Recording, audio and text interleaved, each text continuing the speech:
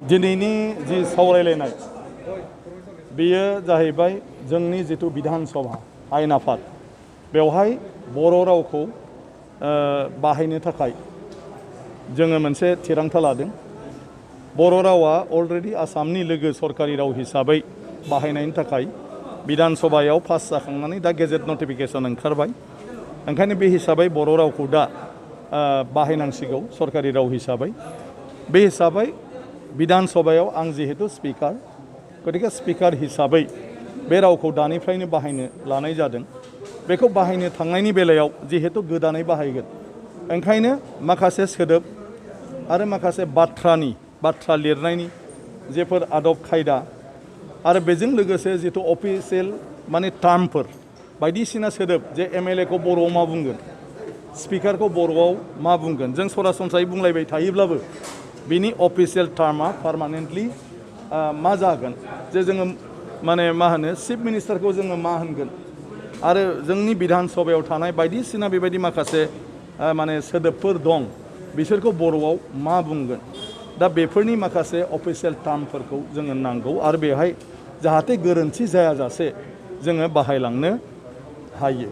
बिनि बादैबो विधान सभायाव जुदि बर' रावखौ बाहायनाय जायो अब्ला बर'फ्रा बर' रावखौ माबायदि जाजानो लुबैदों बे हिसाबै गोसोआव जि साननाय बेखौ खिजानि खालामनो हायो विधान सभायाव।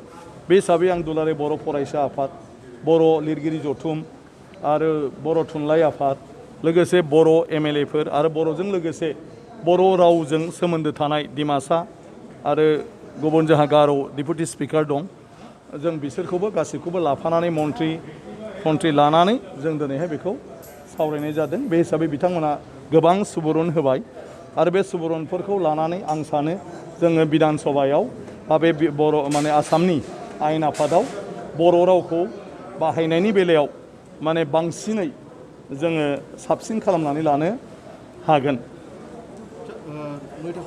नयथा काउन्सिल माने टेकिं जाजोब्बाय गासिबनाबो, मात्र बाजेट गैया। बाजेट गैयिनि थाखाय बाजेटआ दा जुलाइनिफ्राय जासिगोन। गतिके जुलाइनिफ्राय बाजेट जाखांबा बिसोर थाखा फैसा मोननानै बिसोरनो जे डिपार्टमेन्टफोर होदों बेखौ लानानै बिथांमोनहा खामानि मावनो हासिगोन।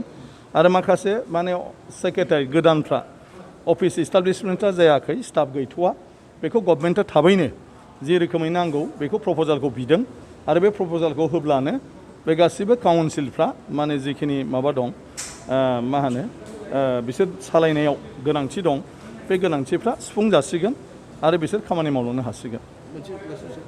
एसे माने फिसा माबा जालायदों, गोरोन्थि जालायदों आरो जिथुनिखि अर्डार मोनसे ओंखारदों बे लेंगुवेजखौ लानानै जादों। आसलते दा बिटिआर गोरोबथानि माने जिथु बाथ्रा बे बाथ्रा मथे डिसि आरो एसपिआ दा माने बड'लेण्डनि सिङाव थांबाय। आगोल बड'लेण्डनि बाहेरायावमोन, ल' एन्ड अर्डारल' नायोमोन, बिस्रा गुबुनाव जेबो आखाइ होनो हायामोन बा खामानि मावनो हायामोन।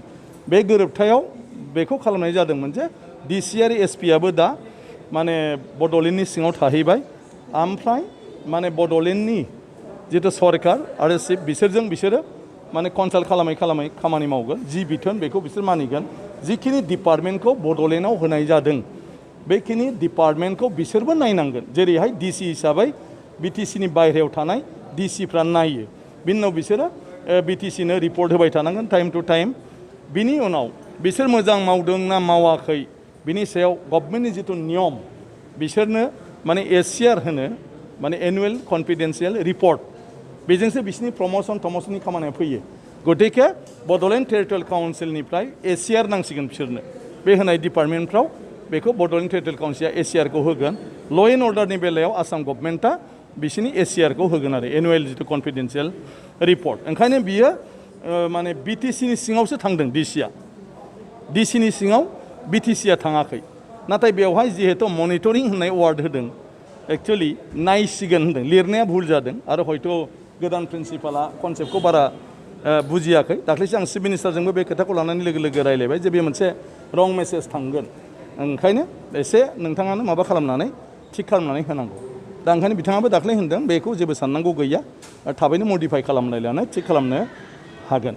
गतिके बे बेलायाव रावबो गोरोन्थि बुजिलायनांगौ जेबो गैया।